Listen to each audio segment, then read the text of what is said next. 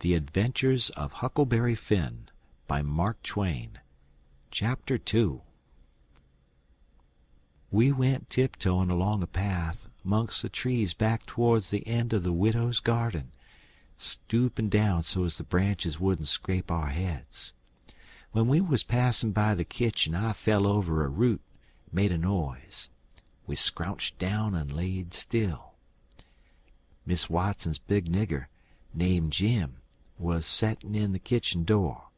We could see him pretty clear, because there was a light behind him.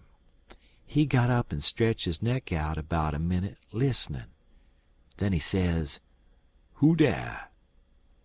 He listened some more. Then he come tiptoeing down and stood right between us. We could have touched him nearly. Well, likely it was minutes and minutes that there warn't a sound, and we all there so close together. There was a place on my ankle that got to itching, but I dasn't scratch it, and then my ear begun to itch, and next my back, right between my shoulders. Seemed like I'd die if I couldn't scratch. Well, I've noticed that thing plenty times since. If you are with a quality, or at a funeral, or trying to go to sleep when you ain't sleepy, if you are anywheres where it won't do for you to scratch, why, you will itch all over in upwards of 1,000 places. Pretty soon Jim says, "Say, who is you? Where is you? Dog my cats if I didn't hear somefin'. Well, I knows what I's gwine to do.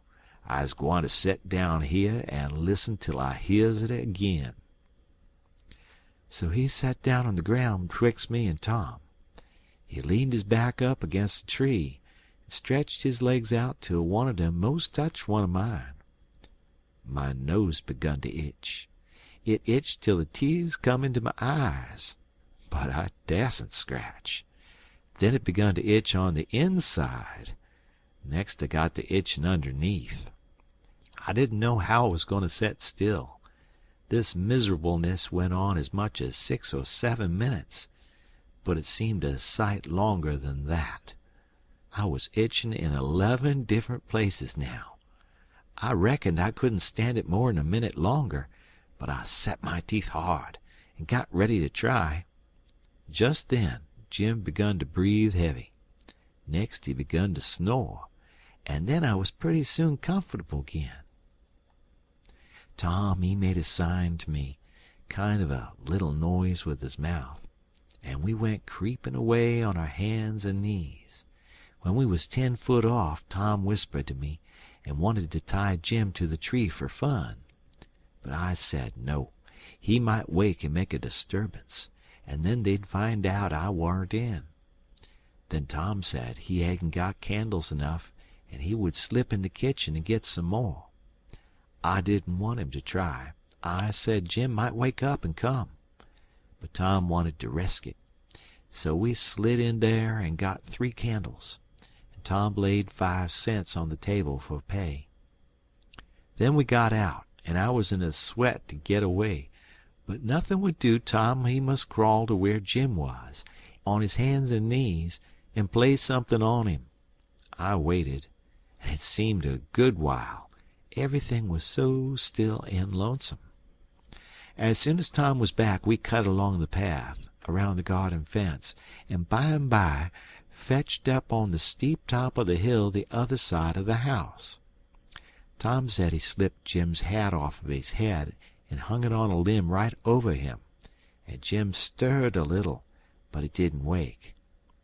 Afterwards Jim said the witches bewitched him and put him in a trance and rode him all over the state, and then set him under the trees again and hung his hat on a limb to show who done it. And next time Jim told it, he said they rode him down to New Orleans, and after that, every time he told it he spread it more and more, till by and by he said they rode him all over the world and tired him most to death, and his back was all over saddle boils. Jim was monstrous proud about it, and he got so he wouldn't hardly notice the other niggers. Niggers would come miles to hear Jim tell about it. He was more looked up to than any nigger in that country. Strange niggers would stand with their mouths open and look him all over, same as if he was a wonder. Niggers is always talking about witches in the dark by the kitchen fire, but whenever one was talking and letting on to know all about such things, Jim would happen in and say, what you know about witches? And that nigger was corked up and had to take a back seat.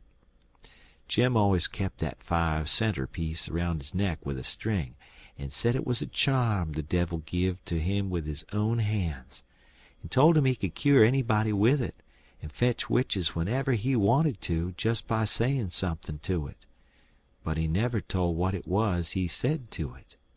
Niggers would come from all around there and give Jim anything they had, just for a sight of that 5-center piece, but they wouldn't touch it, because the devil had his hands on it.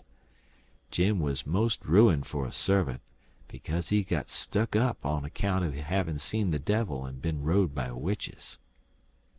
Well, when Tom and me got to the edge of the hilltop, we looked away down into the village and could see 3 or 4 lights twinkling, where there was sick folks maybe, and the stars over us was sparkling ever so fine, and down by the village was the river, a whole mile broad, and awful still and grand. We went down the hill and found Joe Harper and Ben Rogers, and 2 or 3 more of the boys, hid in the old tan-yard. So we unhitched a skiff and pulled down the river 2 miles and a half to the big scar on the hillside and went ashore. We went to a clump of bushes, and Tom made everybody swear to keep the secret, and then showed them a hole in the hill, right in the thickest part of the bushes. Then we lit the candles and crawled in on our hands and knees. We went about 200 yards, and then the cave opened up. Tom poked about amongst the passages, and pretty soon ducked under a wall where you wouldn't have noticed that there was a hole. We went along a narrow place and got into a kind of room, all damp and sweaty and cold, and there we stopped. Tom says, "Now, we'll start this band of robbers and call it Tom Sawyer's Gang. Everybody that wants to join has got to take an oath and write his name in blood." Everybody was willing, so Tom got out a sheet of paper that he had wrote the oath on and read it. It swore every boy to stick to the band and never tell any of the secrets, and if anybody done anything to any boy in the band, whichever boy was ordered to kill that person and his family must do it, and he mustn't eat, and he mustn't sleep till he had killed them and hacked a cross in their breasts, which was a sign of the band. And nobody that didn't belong to the band could use that mark, and if he did he must be sued, and if he done it again he must be killed. And if anybody that belonged to the band told the secrets, he must have his throat cut, and then have his carcass burnt up and the ashes scattered all around, and his name blotted off of the list with blood and never mentioned again by the gang, but have a curse put on it and be forgot forever. Everybody said it was a real beautiful oath, and asked Tom if he got it out of his own head. He said some of it, but the rest was out of pirate books and robber books, and every gang that was high-toned had it. Some thought it would be good to kill the families of boys that told the secrets. Tom said it was a good idea, so he took a pencil and wrote it in. Then Ben Rogers says, "Here's Huck Finn. He ain't got no family. What are you going to do about him?" "Well, ain't he got a father?" says Tom Sawyer. "Oh, yeah, he's got a father, but you can't never find him these days. He used to lay drunk with the hogs in the tan-yard, but he ain't been seen in these parts for a year or more." They talked it over, and they was going to rule me out, because they said every boy must have a family or somebody to kill, or else it wouldn't be fair and square for the others. Well, nobody could think of anything to do. Everybody was stumped and set still. I was most ready to cry, but all at once I thought of a way, and so I offered them Miss Watson, They could kill her. Everybody said, "Oh, she'll do. That's all right. Huck could come in." Then they all stuck a pin in their fingers to get blood to sign with, and I made my mark on the paper. "Now," says Ben Rogers, "what's the line of business of this gang?" "Nothing, only robbery and murder," Tom said. "But who are we going to rob? Houses or cattle or—" "Stuff! Stealing cattle and such things ain't robbery. It's burglary," says Tom Sawyer. "We ain't burglars.